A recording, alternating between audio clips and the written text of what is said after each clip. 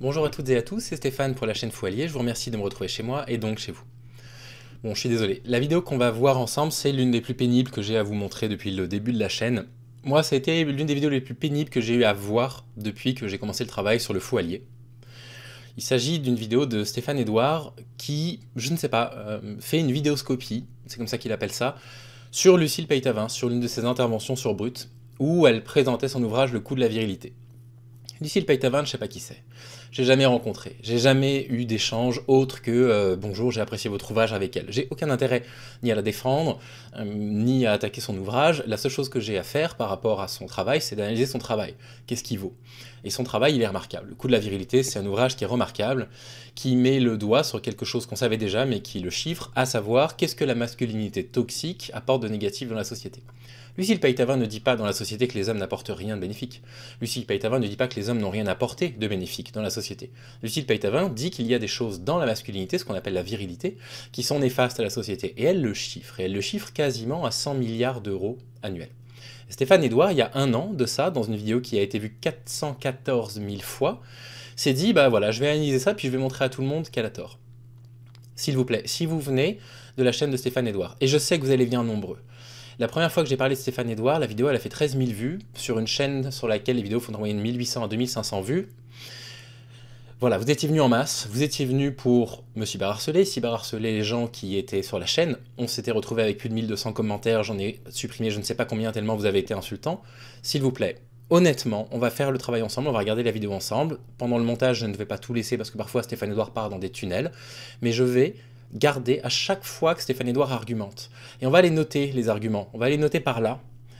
Et je vais vous demander quelque chose de très sincère. Est-ce que vous considérez que Stéphane Edouard argumente en quelque façon que ce soit? Est-ce qu'il est capable de faire autre chose que faire de l'attaque ad personam, que de faire preuve de misogynie à l'encontre de Lucille Peytavin? Est-ce qu'il produit n'importe quelle preuve qui montrerait que le travail de Lucille Peytavin est faux? Je pense qu'il faut que vous réalisiez qui est-ce que vous êtes en train de suivre là sur YouTube. Donc on va regarder ça, on va regarder son analyse du travail de Lucille Peytavin. Et puis bah écoutez, je vais essayer de commenter comme je peux au fur et à mesure de ce qu'on entend. C'est parti. Et là, qu'est-ce qu'on entend? Aussi victime, puisque justement... Voilà, ça c'est des timbrés. Dès que vous entendez...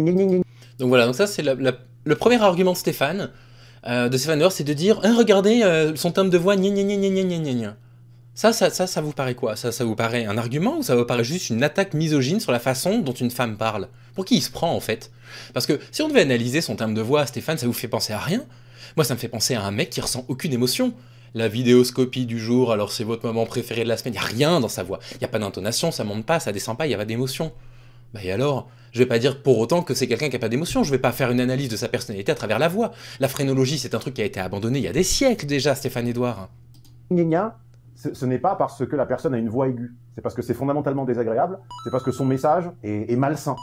Donc là on a déjà 3 attaques personnelles.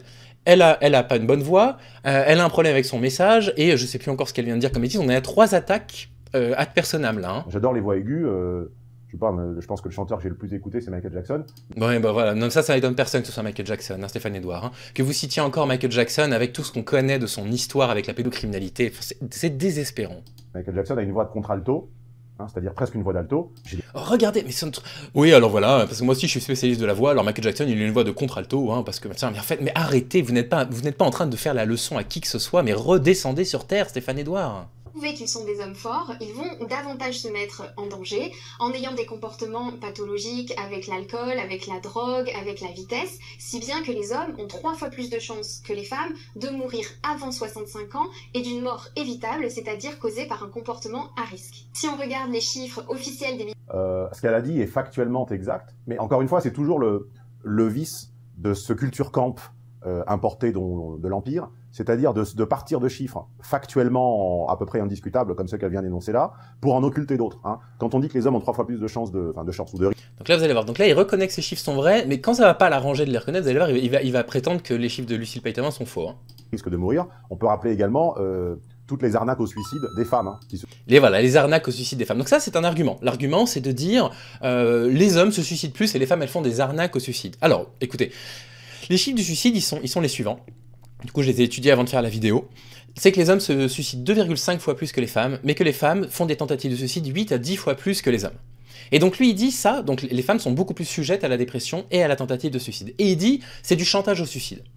Ce qui est assez incroyable, c'est que si on va quand même sur un document qui est produit par un truc vraiment officiel pour le coup, qui parle justement des suicides sur l'adolescence. Donc là, voilà des vrais spécialistes, les amis. Voilà des vraies personnes qui ont travaillé, qui savent de quoi ils et elles parlent. Tous les groupes de travail ici et le groupe de lecture au complet. Qu'est-ce qu'ils nous disent? Ce qu'ils nous disent, c'est qu'une tentative de suicide n'est jamais une conduite anodine à mettre sur le compte d'une crise d'adolescence. Elle ne doit jamais être banalisée, si minime soit-elle dans sa dangerosité. Outre la possibilité de survenue de complications somatiques potentiellement mortelles à court terme, le risque principal est la prolongation d'une souffrance psychique qui s'exprime fréquemment par une récidive suicidaire. Donc en fait, vous choisissez de faire confiance à qui? Vous choisissez de faire confiance à Stéphane Edouard qui vous dit « Non, mais de toute façon, les nanas, c'est du chantage au suicide » ou vous allez voir ce que disent les psychiatres, les gens qui ont travaillé sur la question, et les psychiatres qui vous disent « Attention, une tentative de suicide, c'est toujours un mal-être profond. » Donc en fait, qu'est-ce qu'il veut nous dire là? Ce qu'il veut nous dire, c'est que « Oh, les pauvres hommes, ils se suicident plus que les femmes, ils utilisent des moyens qui sont plus létaux que les femmes quand ils tentent de se suicider. » Effectivement, ils utilisent souvent des armes à feu. Les femmes vont surtout utiliser des médicaments. Et donc il est en train d'essayer de nous faire croire que du coup, en fait, ces chiffres de Lucie Peitzman sont faux. Mais est-ce qu'il y a un argument dans son truc? Il n'y a pas d'argument. Il vous dit, regardez, les hommes se suicident plus. Mais en fait, il manque un lien, ça c'est pas un argument, c'est un fait, les hommes se suicident plus. Et alors? Parce que si on va voir des vrais chercheurs en psychiatrie, on s'aperçoit de quoi? Qui nous disent bien exactement ce que moi je vous dis, à savoir que le mal-être psychique, il touche majoritairement les femmes et non pas les hommes, puisque c'est elles qui se suicident beaucoup, qui font beaucoup plus de tentatives de suicide. Alors vous croyez qui? Il vous a donné aucun argument pour l'instant, Stéphane Edouard. Ceux qui se suicident, qui tentent 8 fois plus, mais qui réussissent 8 fois moins, par exemple.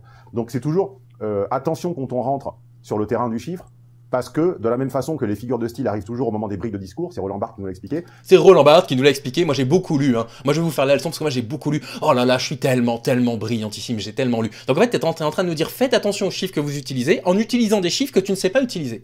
Ça c'est formidable, ça. Non, mais c'est un contre-Uno total, enfin c'est un contre-Kems absolu, quoi. Les chiffres, comme ça, énoncés, lancés dans le vent, peuvent se retourner, en cas de bourrasque, à la face de celui ou de celle qui les a semés. Eh ben, tu crois pas si bien dire, hein. Tu crois pas si bien dire. Et je peux aussi vous envoyer les recommandations de l'HAS, la Haute Autorité de la Santé par rapport à ça, le DSM-5 qui explique que les tentatives de suicide ne sont jamais des appels au secours, c'est faux, c'est une idée reçue, c'est une détresse psychique à la base, il peut s'ajouter un appel à la détresse, effectivement, un appel au secours, mais il n'y a pas de tentative de suicide s'il n'y a pas de détresse psychique ou psychiatrique à la base, quoi. Donc oui, là, ça te revient effectivement au visage, Stéphane. Et là, mon petit doigt me dit, enfin ça c'est pas le petit, mais l'autre je pourrais le montrer, il y aurait des problèmes. Mon petit... Oh bah d'accord, tu veux faire un doigt d'honneur à Lucie Peitzman parce que t'es pas d'accord avec elle? Non mais ça s'arrange pas, hein. C'est de pire en pire, hein. Je ne vois plus jamais ces vidéos, mais à chaque fois que j'en revois une, je me dis mais c'est terrible qu'il soit suivi 400 000 vues pour cette vidéo-là. Il doit me dire que les chiffres risquent de revenir à la figure de cette jeune journaliste. Officielle des ministères de la Justice et de l'Intérieur, on se rend compte... Voilà, historienne, membre du laboratoire de l'égalité. Donc déjà, on a compris qu'au niveau de la neutralité, on était déjà en terrasse. Hein, je l'ai expliqué dans la vidéo sur Frédéric. Mais neutre, ça veut pas dire ne pas être neutre, ça veut pas dire ne pas inventer des faits. Hein. À partir du moment où il y a une recherche en sciences sociales, la plupart du temps, mais il y a une envie de démontrer quelque chose, parce qu'on se sent concerné par le truc qu'on veut démontrer ou quoi que ce soit. Ça veut pas dire que ça va être faux. C'est-à-dire que là, en fait, il est en train de dire ah ouais, d'accord, mais en fait, comme elle est concernée par ce dont elle parle, forcément, elle a tort. Et donc là, vous êtes en train de regarder, vous, une vidéo de Stéphane Edouard, dont l'objectif, c'est un coach, ce mec-là, et de vendre ses formations, ok, qui vous dit, moi je vous dis que cette personne elle a tort, et vous choisissez de croire Stéphane Edouard plutôt qu'un bouquin chiffré. Pourquoi? Pourquoi vous choisissez de croire cette personne-là? Vidal et l'islamo-gauchisme, quand tu confies des enquêtes sur la pénétration de l'islamo-gauchisme à l'université, à des organismes pour la laïcité ou au CNRS qui sont déjà gangrénés parce que les inconnus appelaient l'envahisseur, t'as déjà compris. Les inconnus n'ont jamais expliqué que le CNRS s'appelait l'envahisseur. Hein. L'envahisseur, c'est le nom d'un sketch.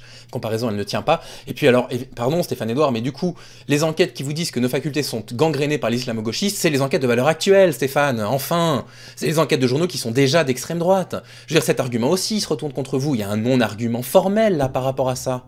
Compris que de toute façon ton étude serait mise au placard ou sous une pile. Donc déjà, quand tu confies la question de la masculinité à Lucille Pétavin, t'as déjà compris, si tu veux, que tu peux sauter aux conclusions. Tout le syllogisme qui précède sera entaché d'irrégularité, mais c'est pas grave, hein, à la limite, la morale... Mais son ouvrage, justement, n'est pas entaché d'irrégularité. Son ouvrage, il n'est pas idéologique. Son ouvrage, c'est un ouvrage de sciences économiques. Mais ça, c'est le problème, vous voyez, des gens... Ça, c'est un truc typiquement masculin, quoi. C'est, regardez, moi, je vais vous expliquer où sont les problèmes dans les travaux de Lucille Pétavin. Par contre, je l'ai pas lu. Ah désolé, je l'ai pas lu parce que j'ai pas besoin de ça. Moi, je cite du Roland Barthes, donc j'ai quand même pas non plus besoin d'aller lire l'ouvrage d'une voilà, socio-économiste. J'en ai pas besoin. Je suis au-dessus de ça. Je vais vous expliquer pourquoi c'est pas bien. C'est pas bien parce qu'elle a une voix nasillarde, et c'est pas bien parce que les chiffres, elle sait pas trop les utiliser. Moi non plus, mais vous inquiétez pas parce que voilà, moi j'ai du charisme et je vais vous expliquer moi quelle est la vérité. La morale, la probité, la logique, tout ça sont des conceptions ringardes. Hein. Que les hommes sont responsables. La morale, la probité et la logique sont des conceptions ringardes, c'est vous qui dites ça, monsieur Stéphane Edouard, vous n'avez pas honte de dire ça. Vous n'avez pas honte, encore une fois, de faire un argument comme ça, ad personam, contre Lucille Peytavin. Et vous alors, vous faites preuve de probité quand vous vous moquez de la voix d'une femme, quand vous traitez les femmes de putes dans vos vidéos, vous faites preuve de probité, là, dans ces moments-là. Responsable de l'immense majorité des faits de délinquance et de criminalité dans notre société. Si bien qu'ils représentent 83% des mises en cause par la justice, 90% des personnes condamnées par la justice et 96% de la population carcérale. Oui, c'est exact, Lucille Peytavin, mais à ceci deux remarques. La première, c'est que si tu t'autorises à faire de la sociologie quantitative, on va s'autoriser désormais également à faire de la sociologie quantitative sur les origines ethniques, par exemple, ethniques et religieuses, de la population carcérale. Donc voilà, non-argument encore une fois. Où est l'argument? C'est-à-dire qu'il dit... Ouais, mais attendez, elle dit que c'est des hommes qui sont en prison. Alors, dans les statistiques judiciaires, on le sait. Effectivement, on connaît le sexe des personnes qui sont en prison. Et lui, il vous dit, oui, mais attendez, dans ce cas-là, il faut faire de la sociologie, parce que moi je sais que c'est les personnes immigrées qui commettent les délits. Mais on n'a pas de statistiques ethniques. Donc, il se base sur quoi pour vous dire ça? Sur rien. Il se base sur rien, il ne vous donne aucun argument. Là, c'est de l'opinion pure. C'est de l'opinion pure. Ne suivez pas quelqu'un qui vous dicte la façon dont vous devriez concevoir la réalité sans vous donner matière à lui faire confiance. Parce que là, il vous dit, oui, c'est les immigrés qui sont en prison, bien sûr. Et après, vous allez vous étonner que des gens vous aient traité de racistes sur les réseaux sociaux, Stéphane Edouard, mais enfin, réveillez-vous. Ou des auteurs de ces crimes et délits, tu vois. Ils ont quel âge? Ils viennent d'où? Ils ont grandi où? Dans quelle structure familiale? Eh bien, c'est justement parce qu'on ne le sait pas, mais qu'on a des données que l'on connaît sur le sexe des personnes que Lucille Peytavin dit, c'est quand même étonnant. Le point commun qu'ont les criminels en France, c'est qu'ils sont des hommes. Bah voilà, on a une donnée. Quelle est leur obédience, tu vois, pas que ceux du bas, mais ceux du haut. Donc voilà, moi je veux bien qu'on se lance dans les chiffres, par contre pas dans les chiffres partiels, dans les chiffres totaux. Et second... Mais tu les as pas, les chiffres de l'origine ethnique des personnes dans les prisons, personne les a. Les statistiques techniques, on n'a pas le droit de les faire en France. Tu n'as pas les statistiques de la religion des personnes qui sont en prison, arrête de nous la faire.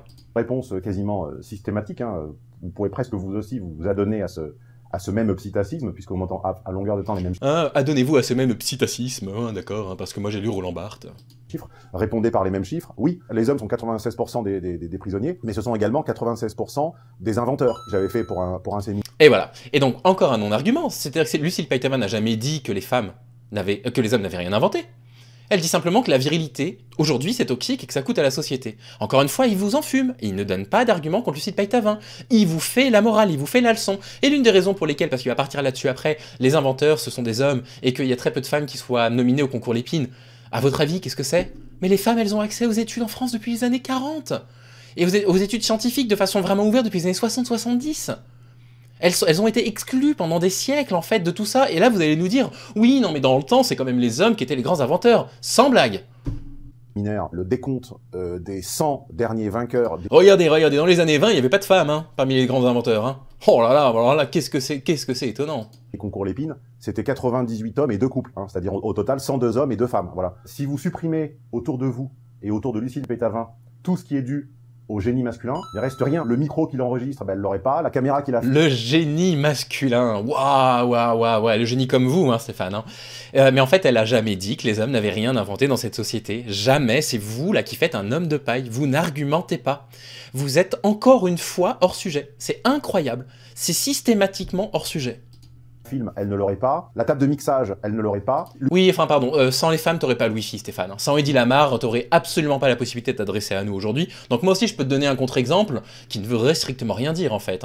Lucille Peytavin, sans travail et sans intelligence masculine, serait dans un champ, d'accord, à récolter la betterave. Et moi-même, sans invention masculine, vous ne m'entendriez pas. Les fils de cuivre permettant aux lignes Internet de fonctionner n'existeraient pas. Les serveurs n'existeraient pas, d'accord.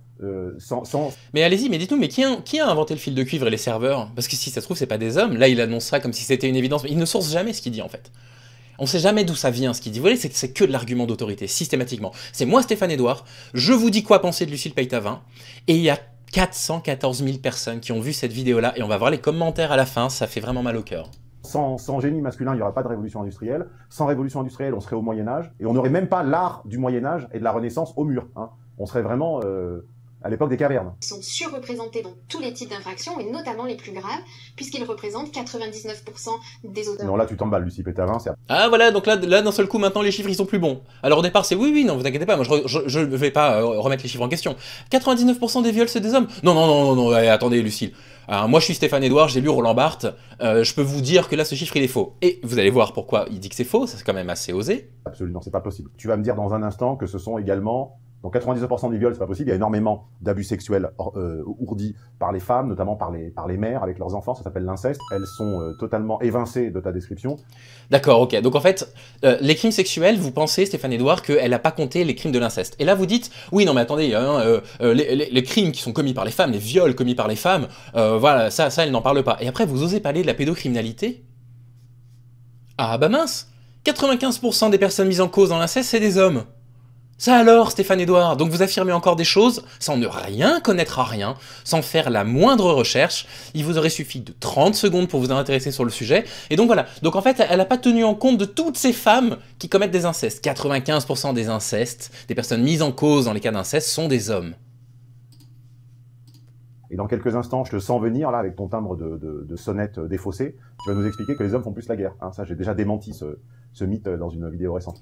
Non, mais il faut savoir, en fait, si les femmes, elles font plus la guerre que les hommes, vous pouvez pas dire après, oui, mais il n'y a pas de femmes dans l'armée, donc les hommes, ils sont supérieurs aux femmes, quoi. Ça suffit avec vos bêtises, quoi. Donc c'est les femmes qui font la guerre maintenant, Stéphane Edouard. Je vais pas aller regarder votre vidéo, ça me fatigue d'avance. Viol, 86% des auteurs de meurtres, 84%... Oh là là, 86% d'auteurs de meurtre? Oui, bon, d'accord, allez, vas-y, on avance, ça va, c'est bon. Non mais, oh là là, mais l'indécence. Les auteurs d'accidents mortels de la route, et pour les délits un peu moins graves, 85% des auteurs de vol avec violence, 78% des auteurs de menaces. Lorsque j'ai constaté le gouffre statistique qu'il y a entre les faits de délinquance et de criminalité des hommes et celles des femmes, je me suis posé la question de l'origine de cette différence. Il ne faut pas que les hommes se sentent visés dans leur nature d'homme. Elle nous offre, entre guillemets, une minute de répit, puisque dans l'orbite idéologique de toute cette pensée d'importation américaine, il y a ce qu'on appelle le trigger warning. Le trigger warning, c'est... Alors là, écoutez maître Stéphane Edouard, qui ne sait rien sur rien, vous expliquer ce que c'est qu'un trigger warning. Alors là, ça va vraiment vous amuser. Hein. Au fur et à mesure que je hausse mon niveau de violence verbale envers vous, je me prémunis d'une répartie juridique ou judiciaire en mettant un bandeau d'avertissement. Ce que je m'apprête à dire peut vous offenser, mais ne m'attaquez pas. Là, donc voilà, donc pour lui, un trigger warning, c'est quelque chose qu'on va mettre, un message qu'on va mettre, pour se prémunir judiciairement parlant de potentielles attaques. Ah bah alors la définition là, elle est très claire. C'est un avertissement au public, un traumatisme comme ils disent à Québec, ou un trigger warning en anglais. C'est un avertissement écrit qui prévient qu'un contenu pourrait redéclencher un traumatisme psychologique à une personne. C'est ça un trigger warning. On prévient à l'avance que le contenu de notre vidéo peut être choquant, pour que les personnes qui ont vécu ça dans leur vie ne soient pas confrontées de nouveau à cette réalité-là, pour éviter de redéclencher un traumatisme. Ça n'a rien à voir avec un truc judiciaire. Et vous continuez à suivre les vidéos de Stéphane Edouard en vous disant « Ouais, quand même, il dit vraiment des belles vérités, Stéphane Edouard. » C'est que du vent ce qu'il vous raconte. Mais je remets davantage en question l'éducation virile qu'on leur donne. Oui, alors ça, l'éducation virile, on demande à voir. Quiconque fait preuve d'un petit peu d'honnêteté remarque que 1, ce sont les femmes qui éduquent les enfants, filles et garçons, et que 2, elles font de leur mieux pour réaliser une espèce d'ablation, c'est-à-dire pour retirer toute forme de virilité à l'éducation des enfants, pour ensuite se plaindre de ne plus rencontrer d'hommes assez virils. Hein, c'est-à-dire... Donc voilà, donc en fait non, ça vient pas de l'éducation parce que, bah déjà c'est les femmes qui éduquent les enfants, donc voilà, ce qu'elle dit n'a aucun sens, et 2, en plus les mères, quand elles éduquent leurs enfants, elles veulent faire en sorte que les enfants soient moins virils. D'accord, mais en fait l'éducation, c'est pas que les parents. L'éducation, ça se fait aussi avec tous les messages publicitaires qu'on va avoir de nous, ce qui va être transmis dans les séries, dans les films. Vous êtes le premier, Stéphane, à venir chialer parce que les films et les séries seraient trop woke, qu'elles seraient trop féministes, etc., que ça déteindrait sur les enfants. Et là, d'un seul coup, ça n'a pas de rapport. Là, d'un seul coup, c'est que la faute des mères si les enfants sont moins virils. Mais par contre, après, elles recherchent des mecs virils sur les sites de rencontres, c'est ce qu'ils vous disent juste là. Elles font de leur mieux pour réaliser une espèce d'ablation, c'est-à-dire pour retirer toute forme de virilité à l'éducation des enfants, pour ensuite se plaindre de ne plus rencontrer d'hommes assez virils. C'est-à-dire que vous regardez... Et voilà, le discours incel, les femmes cherchent des hommes virils. Ce truc-là, auditoire de Stéphane Edouard, est complètement faux. Vous êtes mais tellement dans l'erreur si vous pensez des choses comme ça. Vous n'imaginez pas à quel point, si vous commencez à accepter cette idée, vous êtes sur une pente glissante qui va vous amener petit à petit à objectiver les femmes et à justifier la violence masculine. Méfiez-vous comme de la peste des discours incel. Alors apparemment, Lucie Pétavin aurait écrit un essai, d'accord. Le coût de la virilité, ce que la France économiserait si les hommes se comportaient comme des femmes, d'accord. Oui, ce que la France ne produirait plus également, hein, si les hommes se comportaient comme des... Homme de paille, encore une fois, il est complètement hors sujet. Lucie Pétavin dit pas que les hommes, ils rapportent pas de l'argent à la France, hein. Il dit qu'il y a des comportements chez les hommes qui rapportent pas d'argent à la France. Stéphane, voilà, vous êtes l'une des personnes les plus intelligentes du monde, voilà. Soyez rassurés, tout le monde vous voit comme un mec brillant, un génie, on a compris, vous n'arrêtez pas de le dire. Ok, il n'y a pas de problème. Mais pardon, vous n'arrivez pas à comprendre, je veux dire, cette toute petite subtilité des propos de Lucie Pétavin. C'est un truc que vous n'arrivez pas à comprendre pour de vrai. Mais inquiétez-vous si vous n'arrivez pas à comprendre un message aussi simple que celui-là. Les femmes, parce que ça remplirait les boutiques Zara, donc ça creuserait notre déficit du commerce extérieur. Ah voilà, les femmes, elles rempliraient les boutiques Zara. Oh là là. Qu'est-ce que vous voulez que je vous dise? Nous laisserons planer sur le livre de Lucille Pétavin, Le silence de l'aigle. Hein. Vous vous souvenez de cette phrase de Monterland? Oh, vous vous souvenez de cette phrase de Monterland? On va laisser planer le silence de l'aigle. Bah, de toute façon, vous l'avez pas lu, Stéphane, vous pouvez rien en dire. Cette vidéo devrait même pas exister. Vous devriez même pas la sortir, cette vidéo-là. Vous devriez... Mais au fond de vous, vous devriez avoir honte de produire du contenu comme ça. D'essayer de détruire le contenu d'un ouvrage en vous moquant de la voix de son autrice et en utilisant des non-arguments permanents qui tombent systématiquement à plat, qui sont contredits par la réalité, et à chaque fois vous allez vous dire « Oui, non mais d'accord, non mais la réalité, mais moi je suis Stéphane Edouard et je vous dis en fait hein, quelle est la réalité. En réalité c'est pas 99% des hommes qui violent, hein, parce que la majorité des incestes c'est les femmes et puis c'est tu. » Et ben voilà, on fait une recherche de 2 minutes et on voit que c'est 95% des hommes qui sont condamnés. Même pas qui sont condamnés, hein, sur lesquels il y a des enquêtes. Notre silence planera sur eux comme l'ombre d'un aigle. Voilà. On essaiera de voir d'ailleurs dans les prochaines lectures les ventes effectives de Lucille Pétavin. Voilà, donc voilà, encore une fois un argument à la popularité, ça j'ai l'habitude. Alors votre communauté, Stéphane Edouard, s'est fait un plaisir de venir sur ma chaîne en me disant « Ah, tu oses parler alors que t'as 1000 abonnés sur ta chaîne ». C'est pas le nombre de ventes qui détermine le fait qu'une idée soit intelligente ou pas, hein. Mais ça n'a aucun sens de dire ça. Enfin, je crois que le livre le plus vendu, parce que ça a été tellement cité là, ce livre, ces dernières années, en 2009, je crois c'était 50 nuances degrés. Et alors? Ça veut dire quoi? Ça a été le plus vendu, donc c'est le meilleur livre qui est sorti cette année-là. Encore une fois, là on est dans du sophisme pur, là il y a un non-argument absolu. Et également, souvent, la norme est masculine. On considère que les comportements des hommes... On qui? Tu vois, tu te présentes comme chercheur de l'égalité, bah cite tes sources. ...représentent la norme. Oh, le toupet de Stéphane Edouard. Bah et toi, tu te présentes comme sociologue. Bon, ça fait longtemps que personne n'y croit, mais cite tes sources aussi dans ce cas-là. Et puis on considère que le masculin est le genre neutre. Ben enfin, Stéphane, va pas nous la faire. Va pas nous dire qu'en français, on considère pas que le genre neutre et le genre masculin, c'est la même chose. Va pas nous la faire. Et c'est des mécanismes qui invisibilisent finalement ce phénomène. Bah explique-moi, moi je suis ingénieur en mécanique, donc vas-y, explique-moi ces mécanismes. Ah, il est ingénieur en mécanique maintenant. Alors je pensais qu'il était technicien du son, parce qu'il avait dit un truc comme ça au début de la vidéo. Il se dit sociologue absolument partout, parfois il se dit coach. Et alors là maintenant il est ingénieur en mécanique. Alors ça c'est formidable. Bah je vais essayer de t'expliquer, Stéphane Edouard. Et ben voilà, prenons un exemple. Si je vous demande à toutes les personnes qui regardent cette vidéo-là, j'ai déjà fait cet exercice-là, de penser à 3 physiciens. Bah vous allez me citer 3 physiciens. Vous n'allez jamais me citer une physicienne, parce que le masculin, il impose l'homme à nos représentations mentales. Parce qu'on le considère comme un genre neutre. Si je vous avais dit physicien ou physicienne, potentiellement vous m'auriez cité Marie Curie. Voilà un exemple parmi d'autres. Ça va, vous arrivez à suivre ? C'est un coût qui est colossal puisqu'il correspond à peu près au déficit annuel du budget général de la France. Donc si on économisait le... Alors les vidéoscopies étant, comme vous le savez, décontextualisées, j'ai pas fait le petit travail de recherche préalable. Il me semble néanmoins que le déficit budgétaire de la France est beaucoup plus élevé que ça. Il me semble que c'est quasiment le double. Hein. On vérifiera au montage, mais on est plus autour des 150-200 que des 95. Mais enfin, passons. On imagine que les ordres de grandeur n'étaient pas au programme de sa première année d'école. Non, mais vous voulez bien arrêter d'être méchant. Enfin, je veux dire, si déjà, si on arrive à régler le coût de la virilité et qu'on diminue le déficit de la France par 2, ce sera quand même déjà pas mal. Vous n'êtes pas en train de dire que tout son travail de recherche, il est invalidé parce que quand on l'a interviewé sur Brut, elle a diminué de 60% le coût du déficit en France, quoi. École de journalisme. Et en plus de ça, c'est totalement bidon parce qu'une étude récente avait montré en Norvège, je crois, dans un pays progressiste comme la Norvège, je crois que, de mémoire, le coût des femmes représentait 1,7 fois le coût des hommes. Alors voilà, alors ça veut rien dire, encore une fois. Encore, il y a un non-argument. On vous dit, le coût des femmes est 1,7 fois supérieur au coût des hommes. Mais quel coût des femmes? Quoi, les dépenses de santé, les dépenses générales, l'éducation? Et on vous donne 0 source. Et vous êtes censé le croire.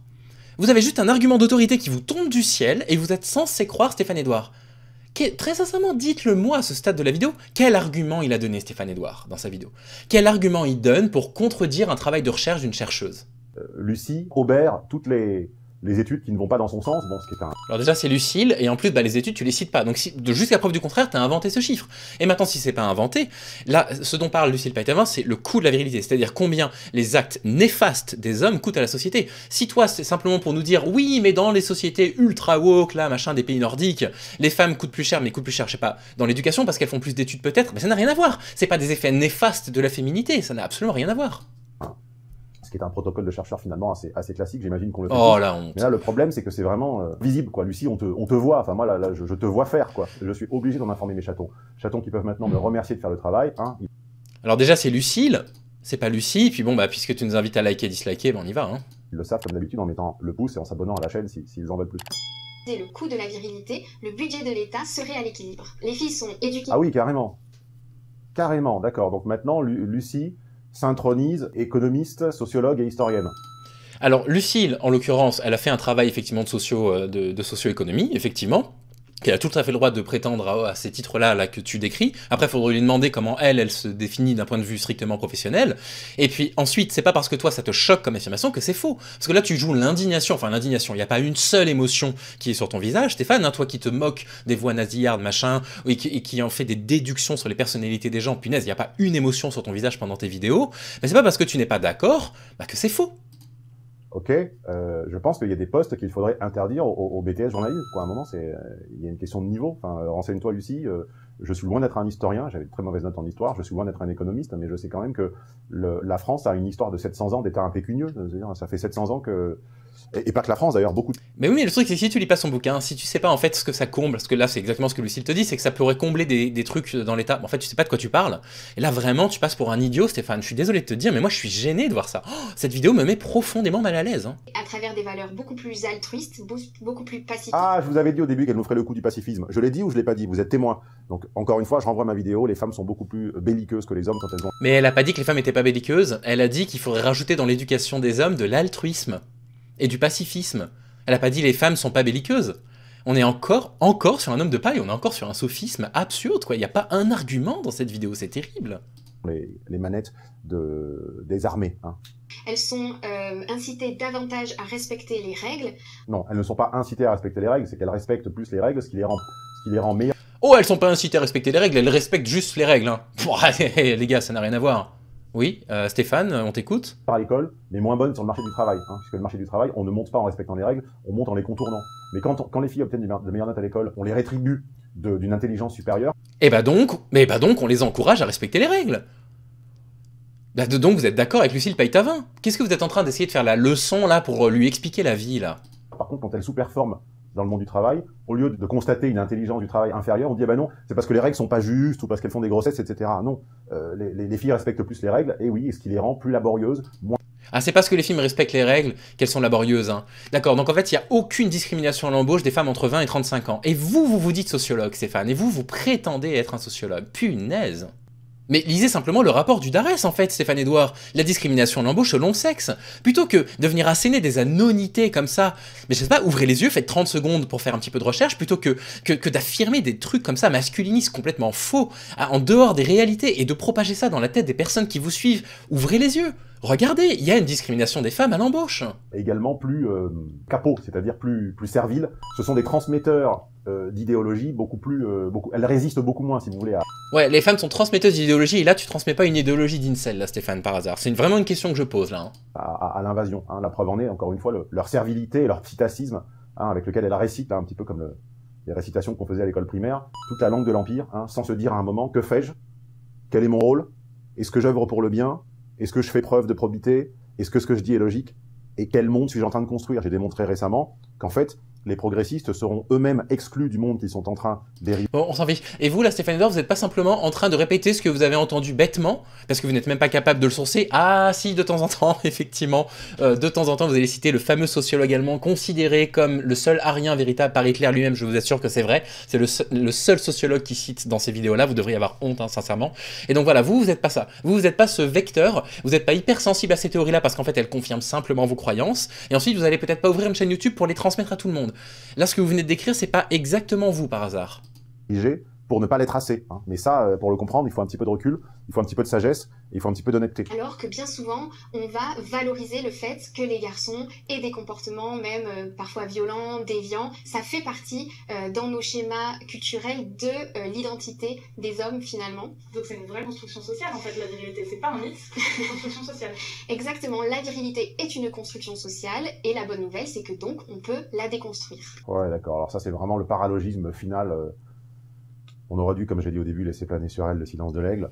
Alors c'est marrant parce que donc la virilité est une construction, ça s'appelle le behaviorisme en théorie cognitive, c'est-à-dire que en fait les comportements s'apprennent et se désapprennent, très bien. Par contre c'est marrant parce que dites à un homosexuel que ce n'est pas de naissance, mais que c'est également du behaviorisme, donc que ce sont également des comportements choisis et acquis et qu'il pourrait le déconstruire. Et là tout à coup vous êtes homophobe et vous finissez au parquet. Mais évidemment Stéphane, parce que là vous venez de dire quelque chose de très grave en fait. L'homosexualité, c'est une construction sociale pour vous. L'orientation sexuelle, c'est pas quelque chose de biologique. Mais est-ce que vous vous rendez compte des bêtises que vous dites? Vous avez des tonnes d'études qui en parlent. Des tonnes et des tonnes. Rien que sur cet article-là, à la fin, on va trouver... Regardez-moi, on trouve 89 études qui vont parler justement des origines biologiques de l'homosexualité. Et vous comparez le concept de virilité au fait d'être homosexuel. Mais c'est catastrophique. Stéphane Edouard, c'est catastrophique ce que vous dites, je vous le dis, hein. C'est la mort sociale. Hein, c'est marrant. Donc en fait, ce qui nous arrange est constructible et déconstructible. Par contre, certains domaines sont sacrés, hein, c'est-à-dire Mais arrêtez d'affirmer des bêtises, en fait. Dites-nous, en fait, en quoi c'est biologique la virilité. Expliquez-nous en quoi, strictement, avec des études, hein, pas avec votre aplomb, machin, avec les auteurs que vous avez lus. Expliquez-nous qui a démontré que les comportements toxiques de la virilité, c'était de la biologie. Allez-y, mais prenez le temps, faites une vidéo par rapport à ça, faites des recherches, vous allez voir, vous allez vous prendre un mur. A priori sont... soi-disant les idéologies à promouvoir, hein, les a priori sont plus ou moins à géométrie variable. Bon, écoute, Lucille, tu nous as fatigués. Hein. Putain, c'est Lucille, c'est pas compliqué, Stéphane. Lucille. Je pense qu'on va te renvoyer finalement chez toi, là où tu mérites. Fâchez-vous comme vous voulez, je m'en fous. Voilà, on va te renvoyer chez toi, là où tu mérites, et après, ça vient chialer parce que des gens disent qu'il est misogyne et il comprend pas pourquoi. Soyez honnête. Soyez honnête, il y avait quoi comme argument? Pourquoi vous continuez à suivre ce type de personne? Il y avait quoi comme argument dans sa vidéo, en fait? À part une volonté d'aller se foutre de la tronche d'une femme. Et la seule chose qu'il est capable de faire par rapport à cette vidéo, parce que je le connais par cœur maintenant, c'est de se moquer du fait que j'ai pas de cheveux, c'est de dire que moi j'ai rien du mal alpha, c'est de se moquer de la façon dont je suis habillé, de la façon dont mon lit est fait, des affiches. Voilà, ça va être là-dessus. Parce que sur le discours, il peut rien dire. Parce que sur le discours, il a tort. Il a tort du début jusqu'à la fin. Et faites attention, parce que ces discours-là, c'est des discours qui sont dangereux. C'est des discours qui mènent réellement à la culture incel. Et là, si vous êtes dans la culture incel, c'est terminé. Parce que là, plus personne voudra de vous. Vous n'aurez plus d'amis à part vos amis incel, vous serez plus jamais désirable pour absolument aucune femme du monde, parce que les femmes ne cherchent pas de partenaires violents, et la culture incel, c'est de la violence. Méfiez-vous, si vous croyez en ça, vous êtes sur une pente glissante. Les commentaires, maintenant. Desguillons qui nous dit une pensée pour tous ces mecs virils qui ont construit l'appart où tu crèches, Lucille. Alors déjà, on tutoie pas quelqu'un qu'on connaît pas, premièrement. Et puis ensuite, mais mec viril, il faut pas être viril pour construire un appartement. C'est-à-dire qu'en fait, vous ne savez même pas ce que c'est que la virilité. Vous n'avez même pas compris ce qu'était la virilité, je viens de comprendre. Je viens de comprendre, vous ne savez pas ce que c'est que la virilité. Donc voilà, encore une fois, c'est un homme de paille. Jamais Lucille Peytavin n'a reproché, n'a dit que les hommes n'avaient pas, du courage, n'avaient pas des effets bénéfiques sur la société. On nous dit « Je fais mes études d'histoire à la fac de lettres de Nice. Je suis entouré de personnes similaires à cette jeune femme. C'est pas facile tous les jours de les supporter. » Alors, à mon avis, quand on est le seul à considérer que tout le monde est con autour de soi, je pense qu'il faut reprendre une autre perspective. Hein. Là, on nous dit « Osez imaginer l'inverse. Un livre écrit par un homme qui explique le coût des femmes à la société. » Ça veut rien dire. Le meilleur moyen de dénoncer ça, c'est de faire la même chose par effet miroir. Mais allez-y, Cristal! Elle y est, la méthodologie dans le livre de Lucille Peytavin. Vous la reprenez, vous appliquez ça aux femmes et faites-le, on n'attend que ça. Ah, elles vont bien fermer leur gueule, hein, là, les féministes, hein, quand on va leur montrer que la féminité ça coûte. Bon, par contre, on va pas faire les recherches. Hein. Putain, mais c'est incroyable. Là, on nous dit, on pourrait résumer son bouquin, ah, si tout le monde était gentil, le monde serait moins méchant. Incroyable, incroyable. Donc voilà, donc là, on va se retrouver avec un défilé d'hommes et de femmes qui n'ont pas lu l'ouvrage de Lucille Peytavin et qui vont se permettre de faire des critiques en n'ayant rien compris à la démarche de l'autrice. Ce que je trouve horripilant, c'est cette tendance qu'ont ces femmes de parler avec des petites voix de filles, mais en fait c'est sa voix, hein. Ce sont les mêmes à scander des chansonnettes débiles dans les manifs Femme 2.0. Oh là là là là là là, mais ça déteint sur tout le monde, hein, même des femmes. Hein. Elles se comportent comme des petites filles et ensuite se plaignent d'être traitées comme des inférieures. Non, vous êtes complètement dans votre tête, hein, vous êtes dans un fantasme en fait de ce que c'est que le féminisme qui est tellement loin de la réalité. Oh, mais ces gens-là, ils sont tellement pas prêts pour lire du Dworkin. Oh, mais ils comprendraient même pas, je pense que dans leur cerveau, ils n'arriveraient même pas à réaliser que c'est une femme qui l'a écrit, quoi. Là, on dit, j'admire sa façon de s'exprimer, j'améliore mon vocabulaire rien qu'en écoutant Stéphane. Ah, vous êtes content, hein, Stéphane, hein, ça vous fait plaisir, ça, hein, de lire ça. Là, évidemment, on a encore un contresens volontaire, bien sûr, ou alors c'est des gens qui sont pas forcément très intelligents, ça arrive. Je trouve un peu facile de mettre tous les mots de la planète sur l'homme. Mais elle n'a jamais dit ça, elle n'a jamais fait ça, c'est une catastrophe. Là, on nous dit, j'ai réécouté cette vidéo, oh la vache, vous l'avez écouté 2 fois et 1000. Stéphane, tu étais particulièrement en forme et articulé cette journée-là. C'est terrible. Hein. Bref, c'est un tissu d'ineptie ce truc-là. Il n'y a rien, quoi, c'est creux, c'est juste de l'attaque. C'est juste quelqu'un qui comprend pas. Soit il fait preuve de mauvaise foi, soit il comprend pas, mais il y a un truc entre les deux.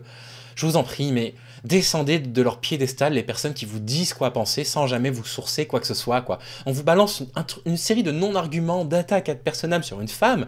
Vous avez un homme qui se moque d'une femme pendant une vidéo qui dure au total 16 minutes, je crois, ou 26 minutes, 24 minutes, où il se moque, et ça vous fait rien. Et vous continuez à commenter dans ces commentaires en disant « Bravo, bravo, vous avez bien démonté, machin », mais il n'y a pas d'argument, il n'y a rien. Il n'y a aucun argument, rien n'a été démonté. Lisez le livre de Lucille Peytavin, faites-vous vos opinions par vous-même et éloignez-vous de ce type de personnes-là, je ne sais pas quoi vous dire d'autre. Voilà, j'imagine qu'on va se retrouver dans les commentaires nombreux. Passez un bon moment, moi, prochainement. Mais écoutez, tant pis, je crois qu'il faut quand même parler de ce genre de contenu. Puis écoutez, prenez soin de vous, j'espère que vous êtes heureux et heureuse dans votre vie, et je vous dis à bientôt.